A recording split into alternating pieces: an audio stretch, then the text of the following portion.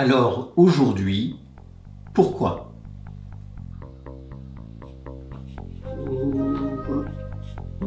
Pourquoi?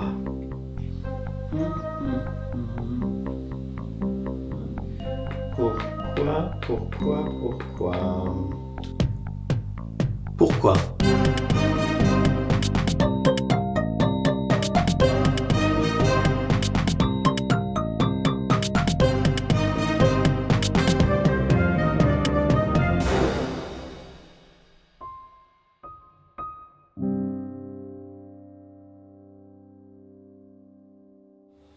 Pourquoi est-ce si important? Pour répondre à cette question, je vais faire un détour par un modèle qui nous est proposé par Simon Sinek. Simon Sinek est un expert spécialiste de communication et il a réalisé un TEDx qui a été vu par 40 millions de personnes sur cette question de pourquoi. Son modèle s'appelle le Golden Circle, le cercle d'or en français, et le Golden Circle permet de replacer le pourquoi dans un modèle un peu plus global. Ce modèle est constitué de 3 cercles.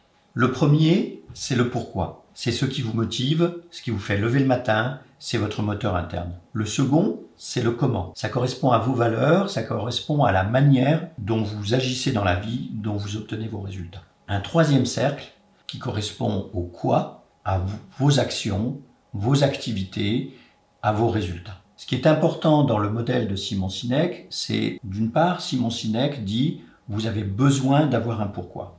Avec ce modèle, Simon Sinek reprend une idée qu'on peut retrouver, qui est déjà ancienne, qu'on trouve chez Nietzsche avec cette phrase « Celui qui possède un pourquoi pourra supporter tous les comment ». Ce que veut dire Nietzsche à travers ça, c'est que dès lors que vous avez une vraie raison de vivre, une vraie mobilisation personnelle, toutes les manières que vous allez rencontrer pour réaliser les choses vont vous paraître plus faciles. La question devient maintenant, comment découvrir votre pourquoi? Simon Sinek propose un processus en 3 étapes. La première étape, c'est plutôt une étape d'enquête. L'idée de Simon Sinek, c'est d'abord d'essayer de retrouver des souvenirs, donc de repartir dans le passé, de réfléchir et d'identifier 5 anecdotes très importantes pour vous, très significatives, et de trouver des anecdotes qui, à un moment, vont vous permettre de découvrir un thème commun. Si vous regardez l'ensemble de votre vie, en retrouvant de multiples anecdotes, en choisissant les plus importantes, vous allez voir, vous allez trouver un thème commun. C'est sa première étape. Deuxième étape, partager ces anecdotes. Il propose donc de trouver quelqu'un, pas forcément quelqu'un de trop proche qui vous connaît trop, quelqu'un à qui vous pouvez vous confier mais qui ne soit pas trop proche, qui puisse avoir une distance par rapport à ce que vous allez lui raconter. Et là, vous allez raconter ces anecdotes, les partager avec lui. Ça va vous permettre d'approfondir et de voir émerger une figure, un thème, quelque chose qui commence à être votre pourquoi.